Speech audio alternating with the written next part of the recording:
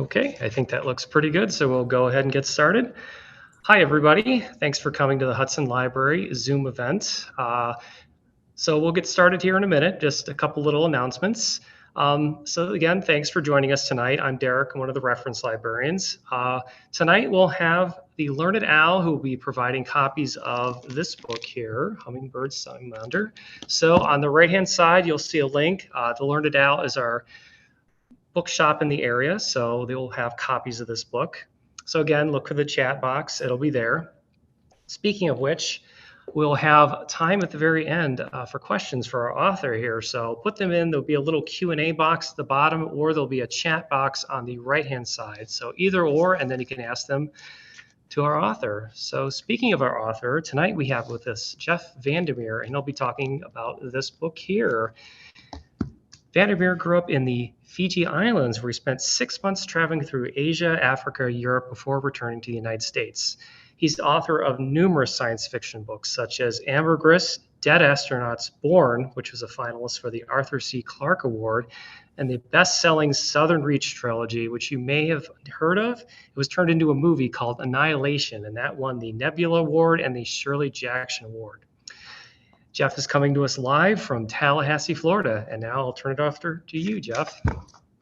Thanks so much. Tonight I thought I would do a short reading from Hummingbird Salamander, and then I'm going to also read part of a personal essay that appeared in Orion magazine about the hummingbird part of the title, Hummingbird Salamander, because there always has to be something personal and specifically personal in what I write about in order for there to be the right spark. So Hummingbird Salamander basically has a setup of this security consultant who only gives her name as Jane Smith, who receives an envelope with a key to a storage unit.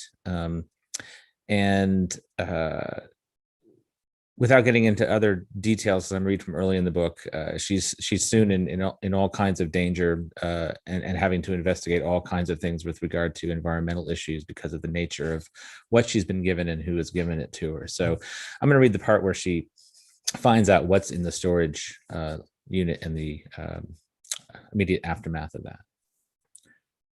And this is set in the Pacific Northwest. All those rows of doors, so many doors, and not the usual rolled down aluminum, more like a sanatorium or a teen detention center. Thick, rectangular, the smudged square window crisscrossed with lines, and a number taped on as an afterthought. Not all of the doors had been painted the same color, and teal or magenta made the institutional effect worse somehow. The smell of mold was stronger. Sound behaved oddly, as if the shifting weight of clutter behind the doors was making itself known. What did I know about storage units? Nothing. I'd only known our mothers, a place we'd rented to appease our father, who didn't want to become a hoarder. But just maybe, if you drove all the way to the outskirts of the city, to the edge of the mountains, what you kept here you wanted at arm's length, and what you wanted kept at arm's length could be precious or fragile as memory, even a bad memory. 9 through 11 followed 1 through 3. Had I missed a passageway? It was a warren with several crossroads. Perhaps the storage units went on forever, the space wandering beneath the mountains in some terrifyingly infinite way. A moment of panic at the thought of getting lost as I kept walking and didn't find number 7. But I found the right door, or the wrong door, depending on your point of view. It was all meant to be is a powerful drug. Crossing that threshold into Unit 7, I couldn't have told you what was preordained and what was chance, or how long it might take to separate the two. All I saw at first was the emptiness of some square, stripped bare cliche of an interrogation room. A modest wooden chair stood near the back, under flickering fluorescent lights in the ceiling. A medium-sized cardboard box sat on the chair.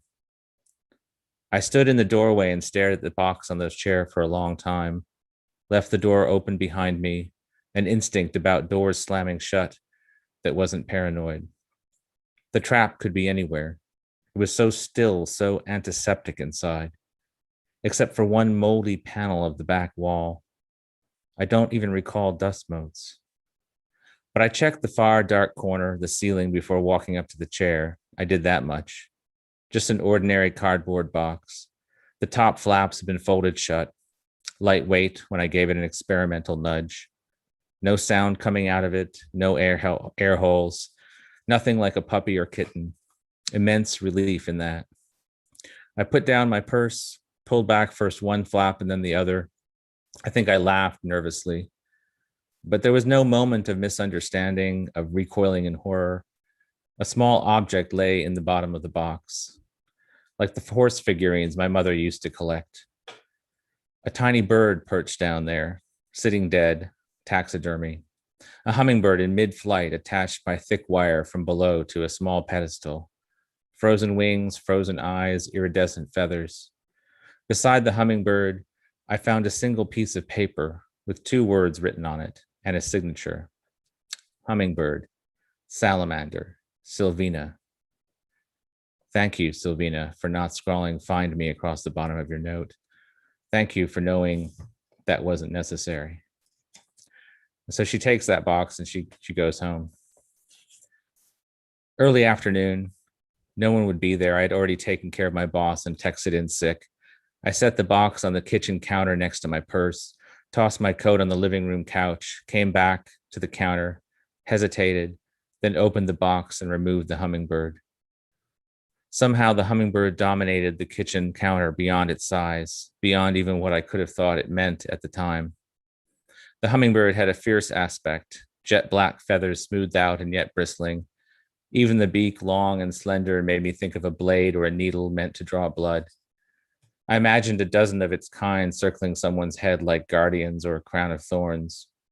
Hard to imagine the species sipping delicate from a flower, but I didn't know much about hummingbirds. Our neighborhood didn't have them, nor any school I attended, and they'd be rare on the farm. We didn't plant a lot of flowers. The thick wire attached to the dead bird had the look of dull silver. The stand had a glossy look, almost a deep red. On the bottom, I found the letters RS, plain, crudely carved, by the maker or by Silvina. Taxidermy registered strange to me. The language of taxidermy made no sense. I didn't like bars or restaurants where they signaled macho through deer or bear trophies on the wall, macabre, pathological. But this came from a different impulse. The bird's body caused a disconnect, the stillness, and then the way the eyes weren't blank but staring at me. The distance across the counter widened and the silence grew unbearable. Who was Silvina, and why had she given me a hummingbird? And where was the salamander? Because the salamander felt personal, as if this woman I didn't know had done her research and understood the salamander didn't need to be there in the storage unit, that just the word could awaken a recognition or impulse. Some things remain mysterious, even if you think about them all the time. Salamanders, hiding under logs and river stones, a creature that did not want to be found. So that's a little taste of Hummingbird Salamander. And all I would ask tech-wise is if it's possible for the large screen to be my face, because it's a little distracting for it to be someone else's face. You can do that. I don't know if you can. Thanks. So I wrote an essay about why I was writing about hummingbirds, and I've written about them a lot. And it came from something that happened when I was a child in Cusco. My parents were in the Peace Corps. And on the way back from Fiji, where we were stationed, we wound up traveling around the world. And so at the age of 8 or 9, we wound up in this place at altitude that didn't really make sense for me to be in because I had acute asthma. And so I was in a really bad way. And so I'm going to read you part of that essay, which may explain something about why hummingbirds are so important to this book. The altitude had done depressing things to my lungs, and at the Cusco hotel, the staff had to bring an oxygen tank and medicine to the room. The shock of this new environment viewed from the taxi cab and combined with my sickness put me in an altered state as I climbed into bed next to the oxygen tank. I felt very old, like I imagined someone old must feel. All our wounds are entanglements, and we don't always understand the physicality of that. Lying there, I felt like I was floating and ethereal, as if I didn't exist, and yet also the pressure in my lungs, the weight on my chest, and creaking pain, the lightness, the heaviness were a contradiction and confusion to me then and now. Perhaps as confusing as how I remember the hotel room, because it seemed to me that the long, wide window to the left of my bed looked out on a mountainside too close, that the hotel had been built right beside it, but imperfectly, so that a shaft of space about 7 to 10 feet wide existed between the outer hotel wall and the mountain. This brought the side of the mountain up close in a kind of microscopic way, even as I drifted fitfully in and out of sleep. I could see the delicate miniature world of moss and lichen, rich loam and rock. I remember a wealth of yellow-black beetles crawling through the green, glistening at times in a golden shaft of light. I recall also frogs and snails, but I don't know if this idea of the window beyond the room as such a fertile arc is true or something I filled in later. I thought of this miraculous biosphere in terms of the reward of unexpected windows, like the Advent calendars our Lutheran grandparents always sent to us around the holidays, or like the meticulously detailed dioramas in natural history museums. A world set apart that lived apart, and it almost felt like I was peering into another place, not even part of Earth. That space distracted from my condition more than the radio or the books I couldn't concentrate on, and anything that distracted me made me less light, less heavy, and more what I had been told I was supposed to be, not sick. Don't be sick. I drifted through dreams and a cool blackness. I drifted through quicksand and solid earth. The room felt hot and then cold again. And there came a time when my parents and sister had left, and I turned on my side and glanced once more at the window amid the discomfort and what I can now admit was an intense fear of dying, no matter how irrational. Two hummingbirds had appeared at the window against those rich green textures of moss, iridescent flames feathered in red and gold, and black and emerald hovering there. The most unexpected thing I could have imagined, and I was transfixed, unsure if it could be real. The hummingbirds flew in circles in front of the window, engaged in some elaborate courtship ritual, a hovering dance.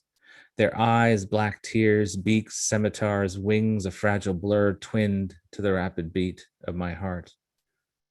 Oblivious to me, they hovered like tiny deities for 20 or 30 seconds, even if in memory the time stretches and stretches. I couldn't look away. As I watched them, I started to cry because I was so weary and tired of being tired that it was in my condition too much, too intense, too much beauty. How I felt too in a way that seems sentimental now, like this was the most amazing thing I would ever see, and nothing else could compare. And I couldn't figure out how to process this miracle, this wonderment, and already the bittersweet of it alongside the fear of my asthma. I remember making some kind of reflexive sound to tell my parents, my sister about the miracle I was seeing, forgetting they had left the room. I remember then some period of time passing and they had returned, and I looked toward them and then back at the window. But the quality of light had changed, and the world had changed, and the hummingbirds were gone, and I was pointing at the window and making no sense because it was hard to breathe and talk at the same time. What would I have said anyway? What words could have told anyone how deeply this experience had moved me and in some sense changed me forever? I still don't know what species of hummingbird I saw, and yet I know the moment was real. Even if some days the fact that they left before my parents could see them makes me wonder if they were a hallucination created by my condition, the medication, the incredible detail of the mountainside. I struggle with whether it matters exactly. Does it matter that I can't recall the exact pattern of their feathers or how long they hovered there? Should it matter? To try to fill in more detail is to begin to write a fiction. I'll never remember, if I ever did. Instead, in my head, I have a kind of music or emotion that captures every second with a vividness I can never put into words. And because I cannot find the words, the perversity of the human condition means that I keep trying to put that emotion, at least, into my stories, all the beauty and all the difficulty of it. Something about the idea of a direct conduit strikes me too. Something about it being a kind of message on a tight circuit that once received, I now broadcast in a wide band.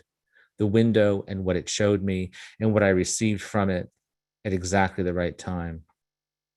For if the hummingbirds were the message, then the window is the messenger, and it too has appeared in various forms in almost all of my fiction. I must confess that beyond the differences of structure, of characters and situations, there will always occur in my novels a moment of transcendence or horror, literal or figurative, that involves looking through a window into another place. As if I am painfully and ecstatically and without regret, stuck back in that hotel room, staring through the looking glass and receiving whatever stares back at me. Part of this, I know as an adult, is about how the encounter occurred in a space where the human element met the non-human. Without both things, the moment and how I perceived it through my condition, none of what came next for me as a writer would exist. The hummingbirds in the window would just be a detail, a footnote in some short story with no resonance or mystical repetition. Because the non-human world exists in a complexity we still don't grasp, it is easy to see something true and pure about an essential connection to nature, to a world beyond the human that exists without us, that might be better off without us, and whose connections and communications are often so invisible to us. We catch more than a hint of that world at certain times if we're lucky, but we don't ever see it whole. We don't ever experience it onrushing in its entirety. And if we did, it would overload our senses and our systems, and we would be, as before, a mighty wave and helpless and washed away. So when we come to the edge of this complexity, when the world through our receptivity or condition is laid bare, we experience both the wonder of it and the regret that the moment will recede from us, that we cannot get closer for longer, that we cannot even talk about it without seeming foolish at times. Because, at least in the monoculture, that which exists in the ecstatic space is childish or frivolous or not of use. It is acceptable to write the mystical or ecstatic into fiction. Epiphany is ubiquitous. But people are uncomfortable with hearing about the mystical or ecstatic in the art or craft or process of writing. We are sentimental if we speak of it. We are melodramatic. We are impractical. We have let in too much of the world and let it overwhelm us. Yet why are we not always and forever in every moment overwhelmed by the miracle of the world? In some sense, fiction is the reclamation of meaning from an existence whose true meaning is hidden from us, the ordering of elements that in their purest form exist unordered or have their own order we will never understand. So to document a revelatory moment is to render it mundane, to force words to express what words can never express. It is a fading of reality or hyper-reality that gnaws at you and haunts at you. But still, sometimes you have to try. Hummingbird Salamander is only the latest instance in which I have written about hummingbirds in my fiction. They have appeared so many times in so many ways. But this is the first time that element is integral to the plot as opposed to use as the underpinnings of a scene or a resonating symbolic image. Perhaps because it's slightly dangerous to use something so personal in your fiction, and doubly so because the hummingbird already comes with the associations people make, the attributes attached to it, whether cultural or otherwise. Aware of imposing on the novel too much of my experience, I strove in Hummingbird Salamander for a kind of subjective objectivity. Rather than create a fictitious hummingbird for the novel, I asked a biologist, Dr. Megan Brown, to create those details, including a full life cycle. The naiad hummingbird of the novel is, by the time of the events in the novel, presumed extinct for all of the usual reasons, but has been a formative influence on the second main character, Silvina, a dead environmentalist. From a writer's perspective, the idea of some kind of constraint is compelling because constraint functions as resistance, and conflict and story occur when the writer has to deal with resistance. The constraint here was that I had to pretend the created hummingbird was real, and that no aspect of my novel could deviate from the facts of its imagined existence. Instead of coming up with details that might just reinforce my existing idea of plot and structure, I would have to react to someone else's vision. The second reason for this approach came from recognizing that my own memory from Cusco might overwhelm what would be natural as the reactions and memories of the character of Silvina. A hummingbird imposed upon me made it easier to separate my feelings from those of the character, for her own encounter to have its own reality and validity, and not just be a disguised version of my own.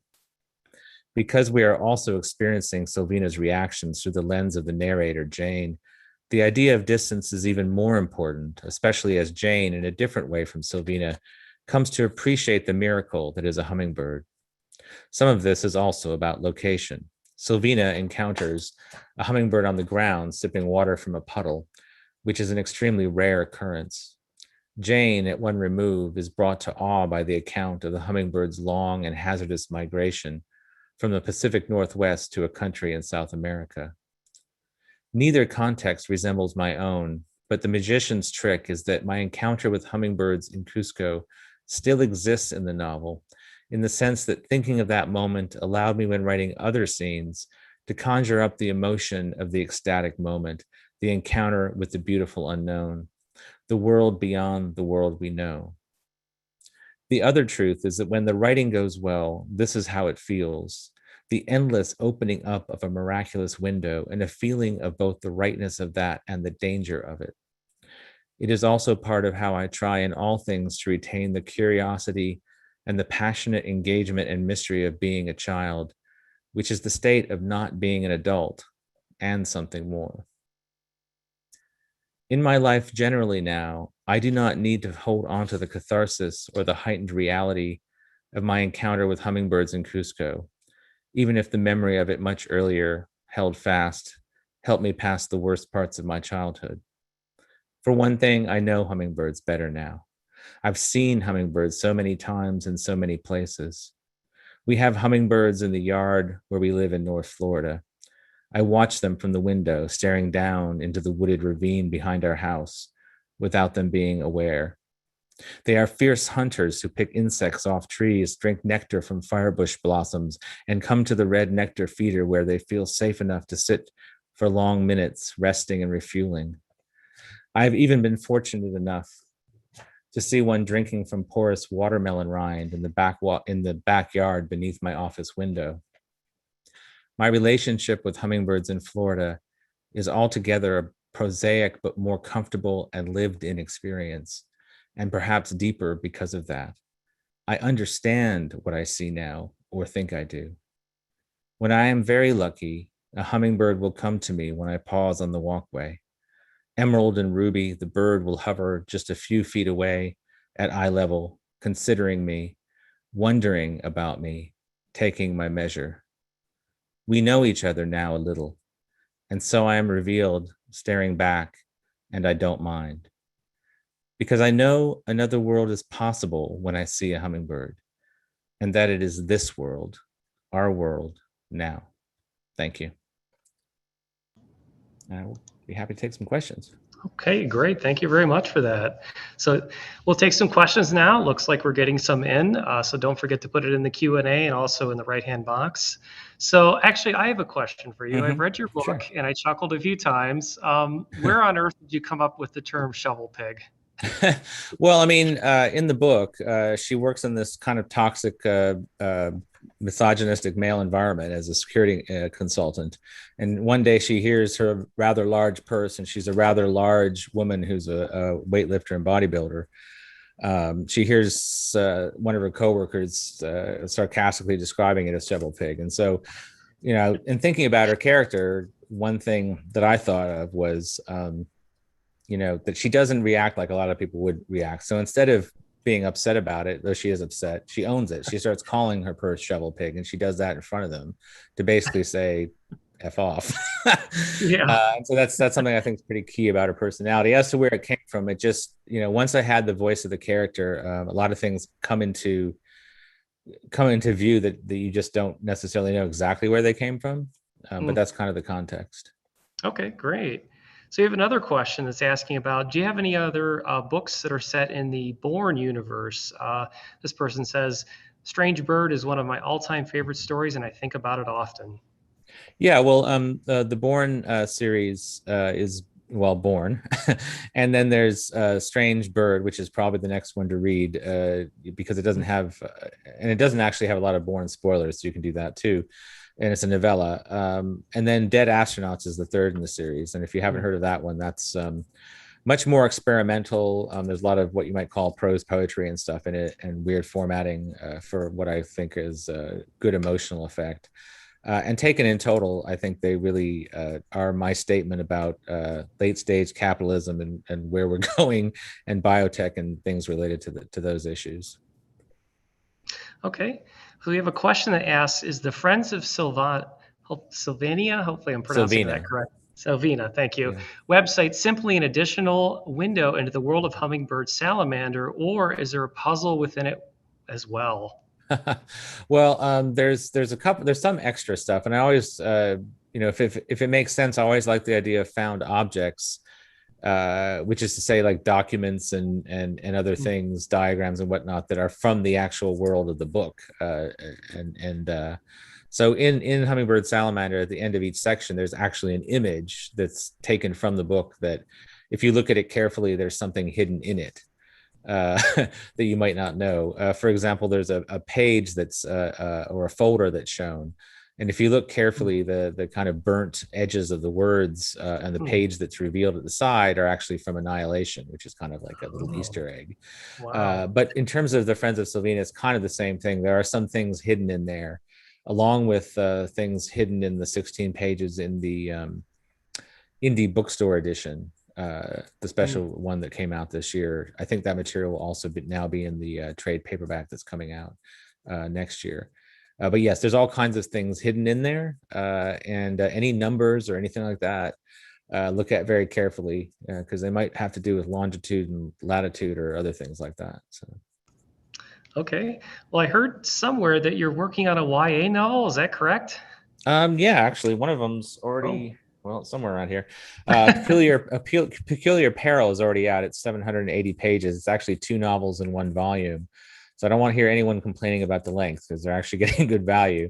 But it's basically about an alt Earth called Aurora, where there are talking marmots, and the disembodied head of Napoleon is the military advisor to Aleister Crowley, who leads up a Germanic Franco Empire, which is facing off against a secular Islamic Republic and Prague, basically.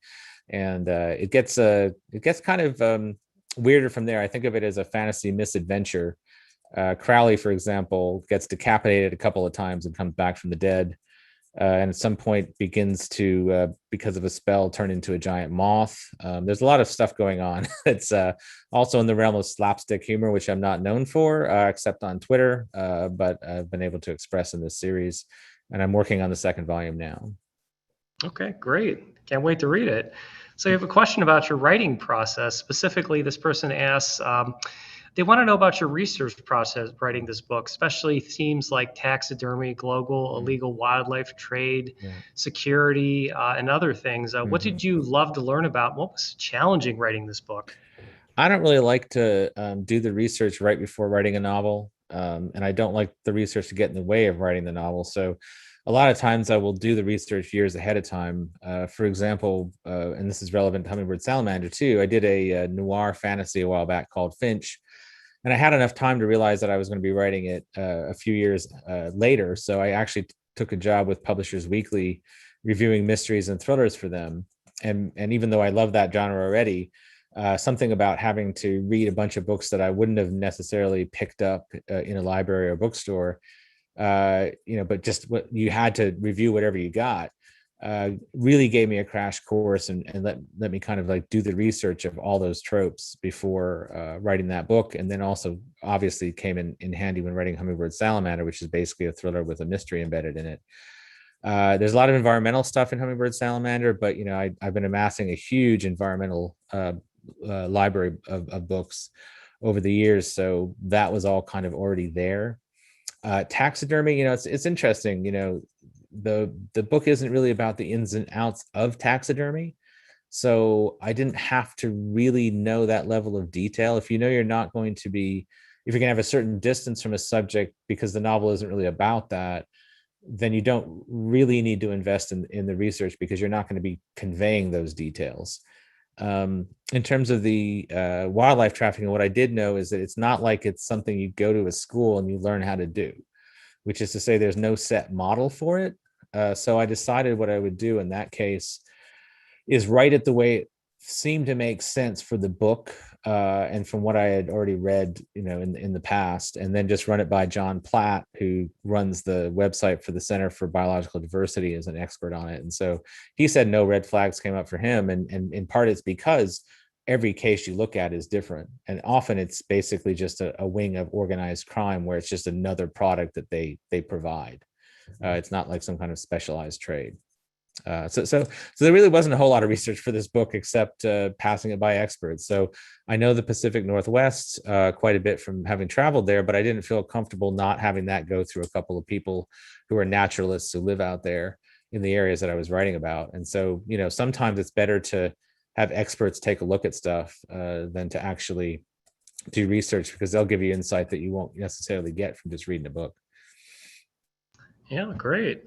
So the pairing of hummingbird and salamander, you mentioned that you've talked about hummingbirds, but this is kind of the first term you've put, a salamander. Why did you put the two together? Was there a reasoning behind that? Yeah, I mean, I joked that at one time it was stink bug capybara, which it wasn't. But but at one point there were 7 different creatures, including a tenric, which I knew no one would know what it was. So, but at one point the note that Silvina leaves for Jane had 7 creatures listed and 7 pieces of taxidermy she had to find. But it began to seem too much like a scavenger hunt. It didn't. It began to seem like what you'd find more in a comic novel, not a serious novel. I think there's something about the number that you use of certain things that determine whether it's serious or it's not. And my mind was going comic with so many, so I had to choose. And so I chose it for the juxtaposition of something that we think of as so beautiful and is often so visible to us despite being tiny, and also travels a long distance in migration. And then salamanders, which don't necessarily travel that far, are often unseen and are not necessarily considered beautiful. And also, I like the fact that they are so open to the world because they breathe through their skin oftentimes, which means they basically literally breathe in the pollutants that are in the ground and everything. And I thought that was a pretty powerful thing that also could pertain to humans in a metaphorical way, because we're doing the same thing just at a slower rate. So it winds up, being higher cancer rates when you're in your 50s or 60s, that kind of thing. So we don't really recognize it the way that a salamander does because it affects them immediately. So that, and then also the tertiary thing is hummingbird salamander just sounded like oddly they belong together. So this kind of piggybacks off of what you just said. I've been following your Twitter page for a little while now. I'm so and sorry. oh, so I've noticed that you have a big love for nature and animals and wildlife and things like that and other things. But how does your love of nature and wildlife and things like that, does that drive you as a writer? Does that allow you to write stories?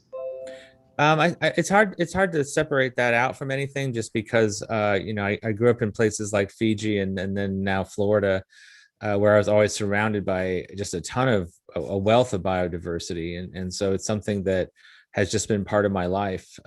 It definitely is something that I feel is extremely important, and I feel incredibly connected to, sometimes overly sensitively connected to.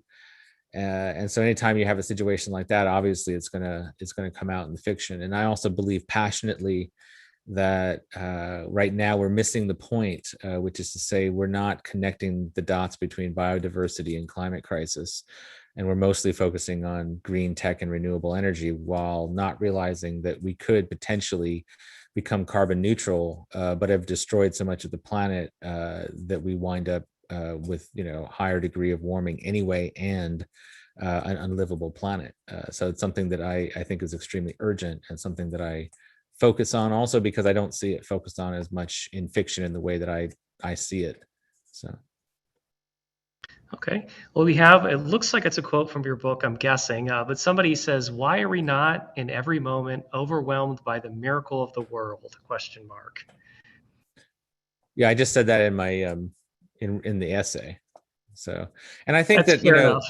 I think that what that gets at is, and I'll just speak to it from personal experience of how I've come into it. We've rewilded our yard here in Tallahassee for the last 3 years, which means that when we got here and bought this house on the edge of this ravine in town, there were a lot of invasive plants. There wasn't a lot for wildlife. And we basically had to terraform it. We had to try to return it to some semblance of what it would have been before all that came in and before the development came in. And you can never do that completely. But in doing so, there's this huge learning curve where you learn so much about plants, you learn so much about insects, you learn so much about so many different subjects, including flooding and erosion and the history of the natural history and the cultural history of the area. That suddenly the world here in North Florida is so much more alive. Like when I used to hike, I was always looking for birds and animals and things like that. And now every aspect of the landscape is so blindingly, overwhelmingly alive because I know the plants. I'm curious about the insects and everything else. And it kind of opens up your senses when that happens, whether it's that context or another. And it is overwhelming. When you realize just how miraculous the world is and how complex, when that kind of like washes over you, it's a really powerful thing. It looks like a comment here that says, "A book that is stuck in my mind is Onrix and Crake by Margaret Atwood, and it reminds me of some of the things that happen in the world of Bourne. Thoughts or reaction?" Um, I don't know when I actually read that book. I wound up reading it, but not being able to get into the other two. I do think it's something that I've cited in the past as being a good example of a book where the science is kind of out of date now, but the psychological reality of the situations hold true. And I think that's really pretty pretty important distinction, because I think a lot of times speculative fiction is thought of as the what if genre, and I think of it as the showing us the psychological reality of a situation that doesn't exist yet. I'm not really much on predictiveness of fiction. I think if you really look at it, despite some people pointing to certain things that just happen to hit the mark, most speculative fiction is horribly non-predictive in terms of being accurate after a few years. So yeah, I think that really just pertains to some aspects of the biotech. I don't really see it as much of an influence on Bourne. I mean, the situations are so completely different. But I think anytime you tackle the non-human in a particular direction, and in this case with regard to certain aspects of biotech, there might be some resonance, sure. Okay, we have a question about acceptance, and it says, "Acceptance strayed from the format of the previous two books in the series, multiple POVs, multiple time frames, etc. Mhm. Was this always planned, or was this a specific reason for this change up?" Yes. I think they're the same question. Yes, there was a specific reason. Yes, it was planned. It's a good question because it is a different structure, but all three of them have very different structures from each other. It's just that the first two, like I said, do have single points of view. Um, I thought of the structure of the third book as basically being like a starfish, and the center of that starfish being the biologist's account in Acceptance, without giving too many spoilers since the book's been out for 7 years. And so, I still saw it as being guided by this anchor of this one point of view, and everything else kind of revolving around it in a sense. I don't know. It just seemed like the right thing to do for it, because by that point too, unlike with Annihilation, or even to some point with some point Authority, you've been introduced to so many characters, and it made sense to kind of open it up at that point rather than keep it closed down. Okay. Speaking of Annihilation, we all know that was made a new movie. What was that like as an author? Did you cringe? Did you really want to go in and see that? Did you not watch it? Well, I mean, I'm not a.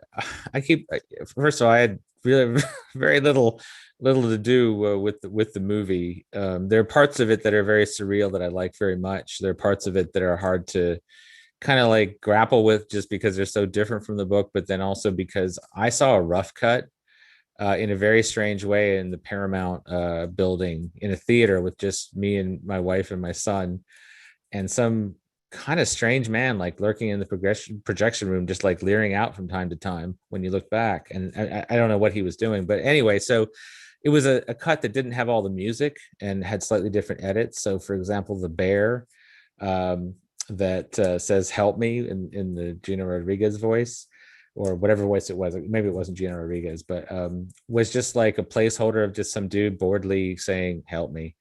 And the scene with Natalie Portman and her doppelganger was like 12 minutes longer, it seemed to me, and it had no music. And just as I was talking about earlier with regard to comedy versus the serious, that scene, much longer with no music, is comedy. And to the director's credit, in the actual movie with the music, it's extremely disturbing. It's not funny at all. But that's what I mean about not being like the perfect person to ask that question. It was very valuable to me as an experience, and an absurd experience. And also, you know, obviously anytime anyone makes a movie from your book, it's also a fortunate experience because it introduced a lot more readers to my work. But I also learned like where the pressure points are, and how I can act in ways that will make the adaptations coming of Born and Hummingbird Salamander more faithful, and especially to make sure that things about character choices and environmental themes are much more, let's say, accurate. So we have a comment that says this person has read several of your novels and noticed that you often Uh-oh. choose female protagonists and you write them well. What drives you to choose women? I don't think it's really that way. I do think that Annihilation being well received gave me permission, that readers were saying that I was doing something at least halfway decently right, that it was all right to continue in that vein. I have to say, I often find like even just on a novel I'm working on now, originally the main character was a man, and I was stuck. And as soon as I thought, well, what if in fact this character has different set of characteristics and they're a woman, and the narrative came alive. So I don't really know what that's about, but I also do think about, you know, I do consciously think about things. So even before Annihilation, there had been a lot of conversation in the genre community about different kinds of diversity in the field, and I think I also do things like note that and note what audiences are wanting, and then say to my subconscious, how does that fit in with what I'm doing anyway, what I'm organically coming up with? And then something will come up that is completely organic and I didn't think about it, and it just goes that way. Okay, great. Can you describe the writing process? Are you one that writes every day? Do you write when you feel like it? Do you have a certain thing that you have to do before writing? One thing that's pretty consistent is I usually write in the morning from around 9 to 11:30. And what I do more as I get older and lazier is I usually think a lot more about the work before I write it. And I'm writing on little note cards, all kinds of ideas. I have part of my next novel is on note cards right now. Um, and having that removed from a rough draft actually deepens the concept of the book and the characters before I write a rough draft. So I'm actually doing a lot less writing than I used to, a lot less revision, because stuff is semi polished in terms of the concepts and whatnot before I get to it. But the process varies from book to book. Sometimes I need more of a method acting and an improv kind of feel. Sometimes I need much more structure in terms of something of an outline. It just really depends on the kind of book. You know, I wrote a book that was a 60-year history of a fantasy city.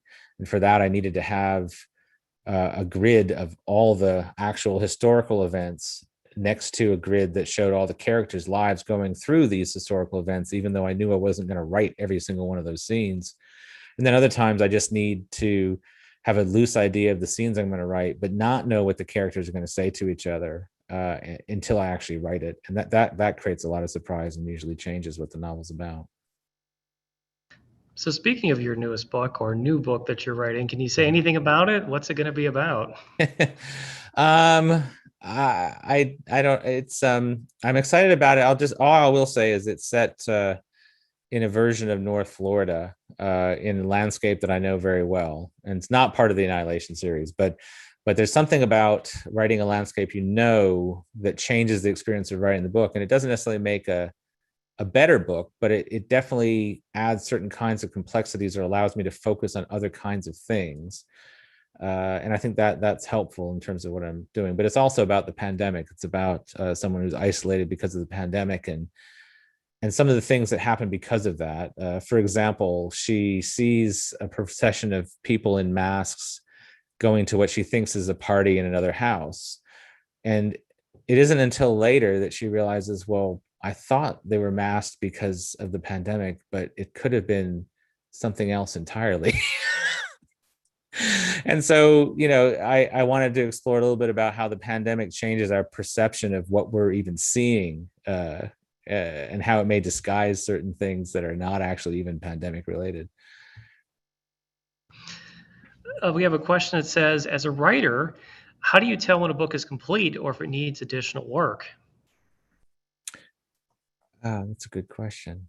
I tend to have a really good sense. One thing that over the time I've developed is a really good sense of when I've nailed the landing to some degree, so to speak. So sometimes it's very often about whether the resonance of the ending feels right. And if that feels right, and everything in terms of the progressions to that point feel like they're right, it's very much a rhythm type of thing. Like each book has a kind of a beat or a progression of rhythms, and I can tell usually when they're off. It's like hearing music where something's slightly dissonant, and at least once I don't hear that anymore, when it seems like it's fluid in the right way for the book, then I at least know I can show it to my editor, and that I'm not like making work for them where I could have probably fixed something ahead of time. And that's really the only way I can really express it. We have a comment that says, I was struck by your description of the dusty sterility of the human habitat. Can you tell us how you move through this shared space without losing your mind? I'm not sure what this is referring to. I might have already lost my mind. Oh, it's okay. I think it's just in general. Yeah, I think they're just asking about how do you not lose your mind with everything going on. Well, I think the jury's out on that. I look in the mirror and I think, really, Jeff, you look like you're in year 5 of the pandemic, not year 2. But I don't know. It's it's getting harder and harder with all. I have to, block the incoming news. I think that working on a novel that has aspects of the pandemic in it is actually kind of therapeutic to some degree. But I'm not sure that's what the question was about. It seemed like it was almost quoting something, but I can't really catch it. So. We have time for a few more questions. So, one question is, you did talk a little bit about the pandemic and masks, and I won't give anything away about the book. But when did you write this book? Was it a couple years? Was it last year? Can you talk a little bit about that? Yeah, well, I mean, I had the initial idea for the book when I had the idea for the initial lines, which also gave me the character for some reason. So I literally jotted down, assume I'm dead by the time you read this, assume you're being told all this by a flicker, a wisp, a thing you can't quite get out of your head now that you found me. And for some reason, that told me a lot about the character, but there was a lot that then had to kind of percolate in my mind. So I'd say I wrote that line in maybe 2017, and then just thought about it a lot. And then various scenes kind of excuse me, came to me. So like there's a scene in the book where she's walking up a hill and someone is following her. And for the longest time, that scene wouldn't work. And it's not near the beginning of the novel at all, but it seemed very key to me. So I spent actually months working on that scene, and just that scene, I knew somehow in my gut, once I got that scene right, it would open up everything else. And so once I realized that she has this great physicality to her, that she just turns around and hauls off and hits the guy, I knew so much about her character. Because even though she's this very physically strong woman, that doesn't mean that he doesn't have a gun and might not shoot her. So it's something also about her personality that she is willing to take that risk. And so there was a lot of like testing like that. I don't really mind wasting time on writing and rewriting scenes and writing scenes before I start an actual rough draft that are not even necessarily going to go anywhere, just to kind of get a sense of what's working and what isn't. So I would say that then I started writing the rest of the book in like a rough draft form once I had about 30,000 words of notes and whatnot. Probably in 2019 on and off, and then seriously into the beginning of 2020. And so I was actually doing revision on the book at the start of the pandemic. And so I already knew she was going to a conference. I knew that they were going to be wearing masks anyway, because there was the start of this rumbling. And the thing I did decide that the pandemic wasn't going to be front and center in the book. Like, it never was going to be anyway. But I also felt that during this time, everyone has their own experience of the pandemic, and that I didn't want to intrude on that. So the pandemic's always there in the backdrop. It creates this claustrophobia in the book, but I felt it was oddly kind of intrusive for the reader to impose some very specific experience of the pandemic, especially in a book that wasn't really about that. Okay, for our last question, we have one that asks, I know authors talk about books that were challenging to write and ones that flowed more easily. Which book of yours was the easiest to write? Well, it's kind of a tricky question, only because sometimes something can be extremely hard to write and it's actually what you think is your best book. But Annihilation was the easiest to write only because I'd had dental surgery and they'd pulled out all my wisdom teeth and also done a root canal, and I was on painkillers and I didn't know what I was doing. So I had this strange dream of this thing down in a tower writing these words on a wall. And then I wake up and I have the character of the biologist in my head. And so basically for a month and a half, all I did was sleep, wake up, write crap that I hardly knew what it was, go back to sleep. And then at the end of 6 weeks, I had a novel. So in a way, that was the hardest. In a way, that was the easiest. But the most difficult technical task was Shriek and Afterward, because it is this 60-year history of a city and a dysfunctional family told in a non-chronological way, with the narrator's brother in parentheses telling what he thinks about what his sister, this historian, is telling about both the family and the history. And often he is at odds with her opinion. And to do something like that, where it seems like it's floaty and drifting and going back and forth in time, but there's actually a structure to it, is extremely difficult. And then I had to layer in a lot of subtext that's about different kinds of historical theory, including a lot of crackpot historical theory. I had to know a lot about Byzantine history, because that's where the Fantasy City was kind of getting its inspiration. So that's probably the most difficult novel that I've had to write. Okay. Well, great. Well, thank you so much for coming Yeah, out, sure. Mr. VanderMeer, and reading. We loved your reading and everything, and we can't wait to see your next book. And thank you, everybody out there at the Hudson Library, for tuning in. Take care, everyone, and thank you once again, Mr. VanderMeer. Thank you so much. Appreciate it. Good Good night. night.